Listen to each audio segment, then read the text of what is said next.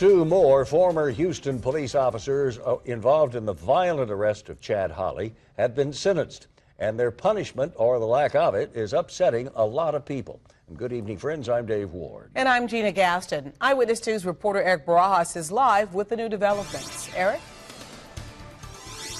Well, Dave, Gina, when the police beating tape surfaced a few years ago, it sparked controversy surrounding the Houston Police Department. Well, with the plea deals today of two former officers, that controversy continues.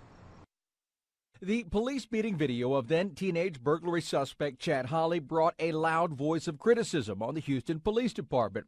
Today, two former officers, Rod Hassan and Phil Bryan, fired in the aftermath, looked to quietly put the incident behind them with a plea deal. I think both sides, as in any compromise, got a little bit of what they wanted, gave up a little bit of what they wanted. However, the plea deals Hassan and Bryan received today once again are bringing sharp criticism of the judicial system in Harris County.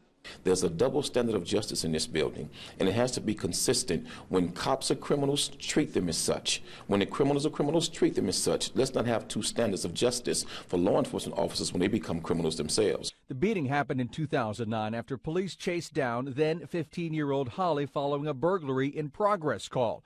4 officers were fired and indicted on official oppression charges. Hassan and Bryan both avoided trial by pleading no contest and received probation and a fine. Legal analyst Joel Androphy says given that Chad Holley was arrested for burglary a second time since the videotaped beating, jurors might have sided with the officers. Frankly, they didn't perceive Chad Holley as a victim anymore. They perceived of him as a young, troubled man that has a lot of baggage, and the combination of both of those were going to lead to an acquittal. So today in the plea deal, both former officers received 2 years deferred adjudication, essentially 2 years probation.